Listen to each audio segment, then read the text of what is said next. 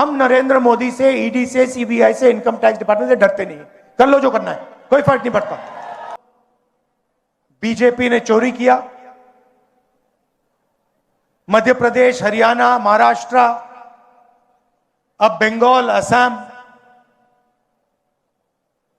इन्होंने सिस्टम बना लिया है चुनाव चोरी करने का।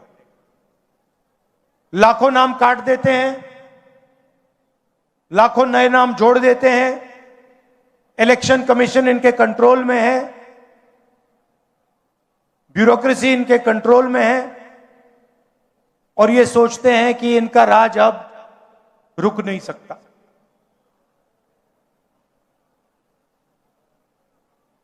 मगर टाइम आने वाला है इनका।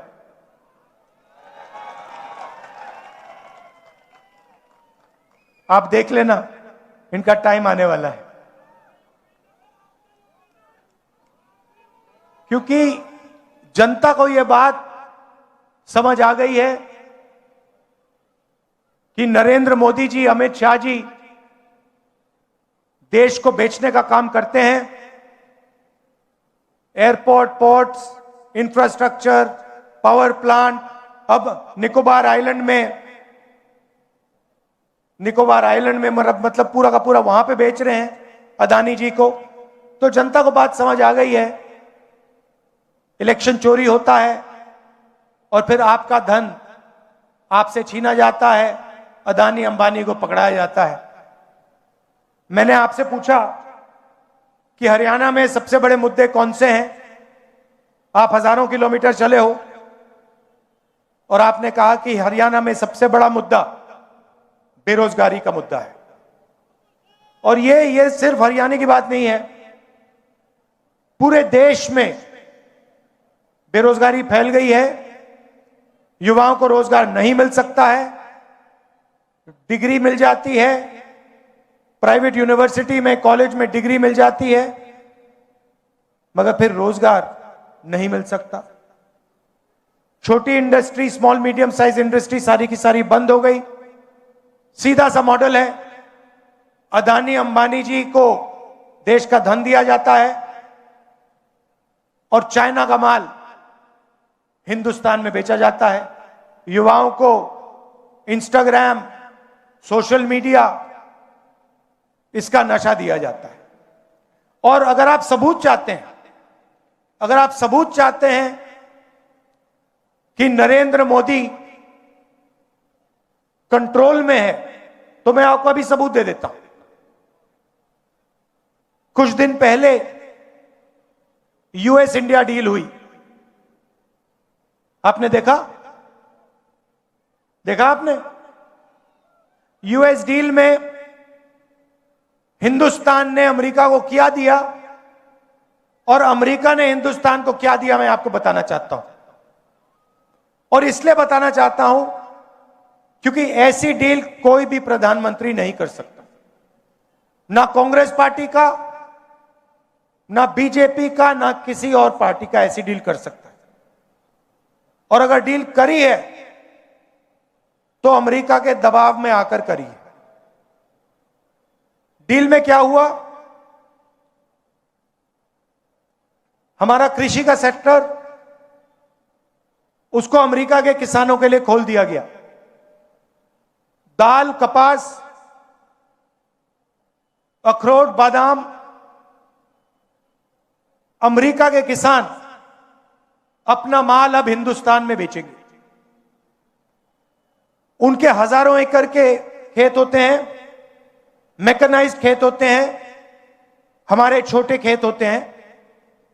हिंदुस्तान के सारे किसान बर्बाद होने जा रहे हैं। पहला काम नरेंद्र मोदी ने यह किया। दूसरा काम, नरेंद्र मोदी ने डोनाल्ड ट्रंप से कहा कि 9.5 लाख करोड़ रुपए का माल हर साल हम अमेरिका से खरीदेंगे। मतलब हमारे सारे के सारे कारखाने, सारी फैक्ट्रियां, स्मॉल मीडियम इंडस्ट्री सारी की सारी बंद हो जाएगी, अमेरिका का माल हिंदुस्तान खरीदेगा। तीसरी बात, और शायद सबसे खतरनाक बात, नरेंद्र मोदी ने अमेरिका से कहा कि हम उन्हीं से तेल खरीदेंगे जिनकी परमिशन आप हमें दोगे।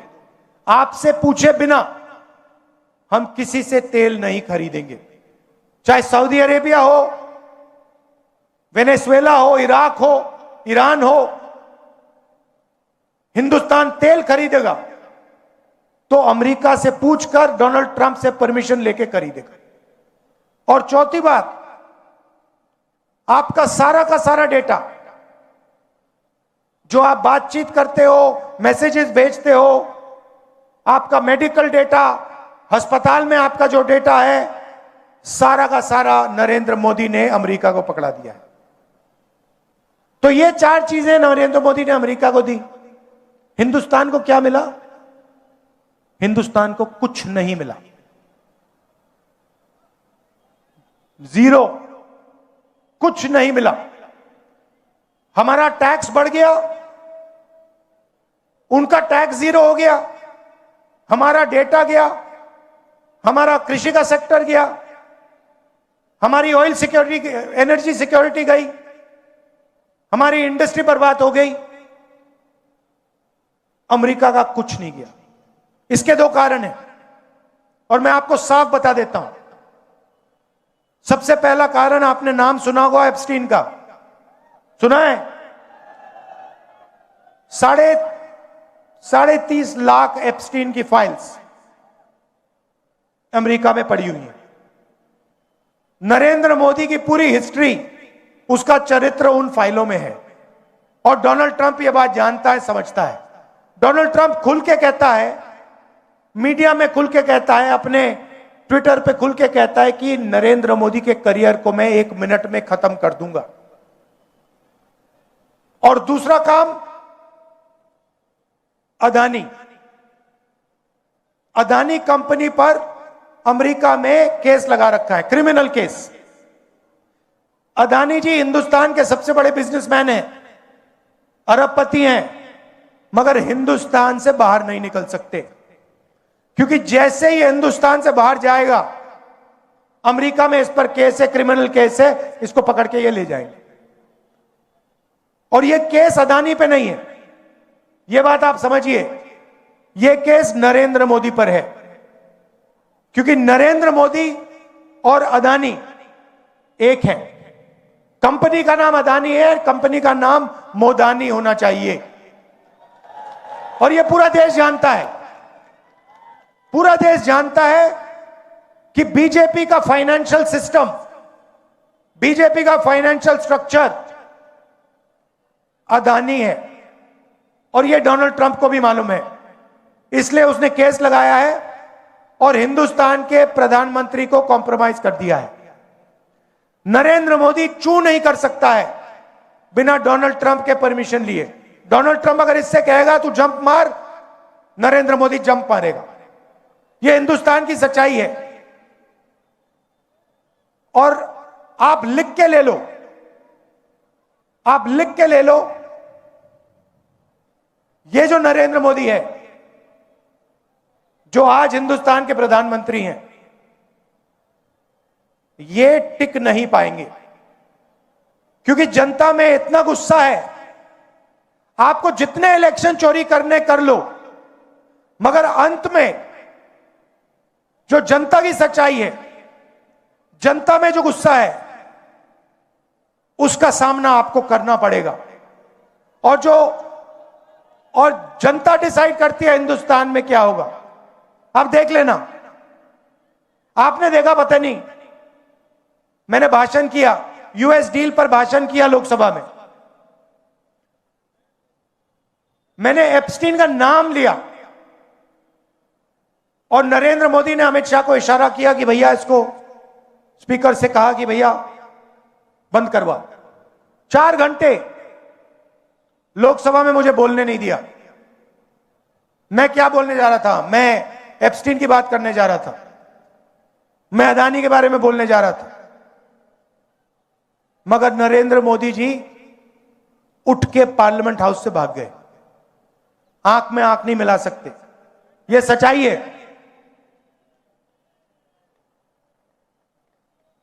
इनका सिस्टम क्या है?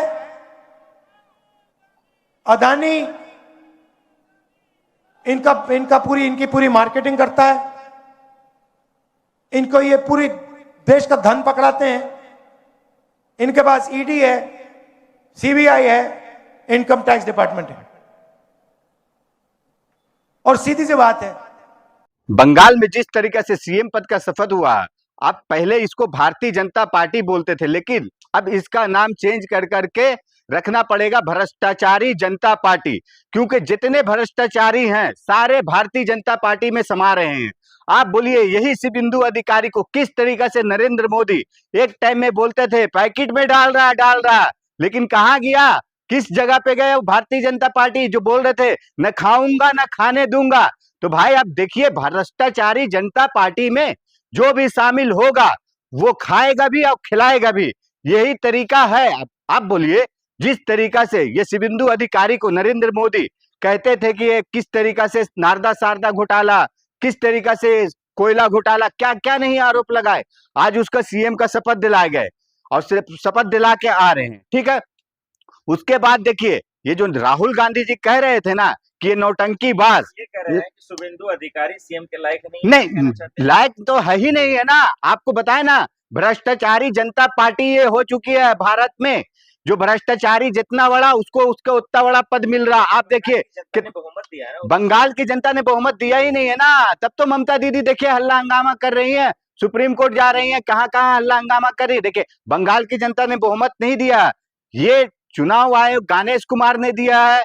किस तरीका से ईवीएम का सेटिंग हुआ, किस तरीका से 91 लाख वोट कटा, उसके बाद आप देखिए 27 लाख लोग ने अपील किए कि हम वोट डालेंगे, लेकिन वहां पे वोट डालने नहीं दिया गया। ये सब है कैसा ना, जो भ्रष्टाचारी जनता पार्टी बता रहे हैं आपको, ये भ्रष्टाचारी जनता पार्टी का ये सब नीति है कि भाई किसी तरीका से हम सरकार बनाएंगे। मतलब पश्चिम बंगाल में आप कह रहे हैं कि धांधली हुआ, बिल्कुल धांधली हुआ। आप जाइए वहां पे देखिए किस तरीका से जनता के अंदर आक्रोश है कि भाई इस तरीका से कैसे हो गया कि हमने दिए वोट टीएमसी को, हमने दिए वोट कांग्रेस को, लेकिन बीजेपी कैसे जीत गई। आप बताइए, ममता दीदी जो कह रही थी कि 100 सीट पे धांधली हुआ, क्यों नहीं उस पे चुनाव आयोग एक बार भी बोला कि हाँ हम इस पे जांच कराएंगे, इंक्वायरी कराएंगे। लेकिन यही बीजेपी जब बोलती है 1 सीट पे धांधली हुआ, तो चुनाव आयोग 24 तारीख का डेट भी दे चुका है कि हाँ वहां पे चुनाव होगा। अब बताइए, क्या धांधली पार्टी हो रही है ना। राहुल गांधी कहाँ चले गए उनका समर्थन देने, अखिलेश यादव तो चले गए। नहीं, देखिए राहुल गांधी नहीं गए समर्थन देने, मतलब ये नहीं हुआ ना कि समर्थन नहीं दे रहे हैं, सपोर्ट नहीं कर रहे, साथ नहीं दे रहे। देखिए, राहुल गांधी जी ने फोन पे भी बात की है ममता दीदी से, और सबसे पहले राहुल गांधी जी ने ही ट्वीट किए कि हाँ जिस तरीका से बंगाल के जनता का जनादेश को लूटने वाला काम किया गणेश कुमार, नरेंद्र मोदी, अमित शाह, तो इसके खिलाफ हम ममता दीदी के साथ हैं।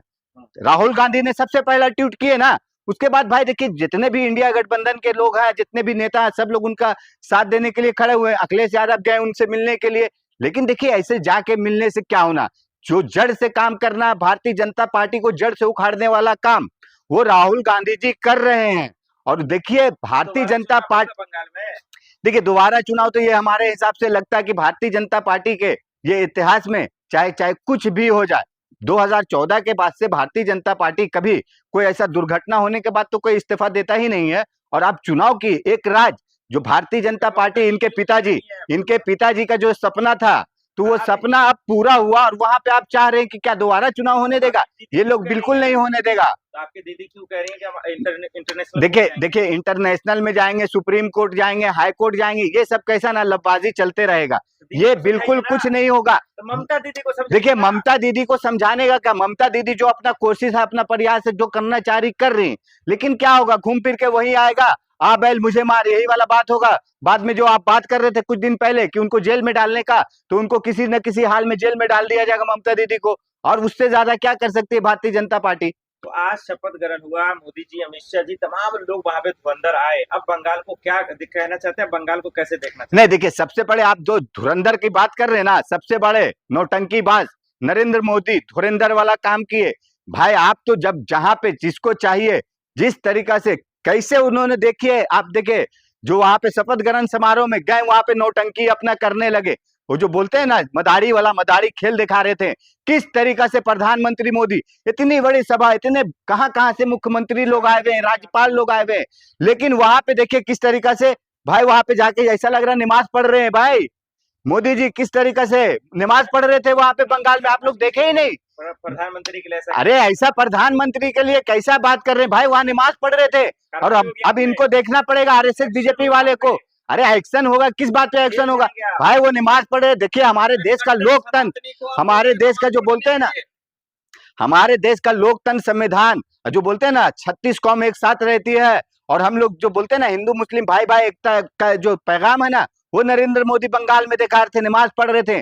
और उससे बड़ा क्या किए भाई, नमाज पढ़ने के बाद आपने देखे होंगे सबसे हाथ मिलाए। स्मृति ईरानी किस तरीके से नमस्ते नमस्ते करते रह गए स्मृति ईरानी, लेकिन हंसते हंसते चल दिए, लेकिन स्मृति ईरानी पे एक नजर नहीं गया। तो ये है, देख लीजिए भारतीय जनता पार्टी का काम। और मोदी जी जो किए हैं, मोदी जी आप देखिए जिस तरीके से वहां पे जाके वो नमाज पढ़ रहे हैं, नमस्ते कर रहे हैं ना, तो ये टोटल खाली नौटंकी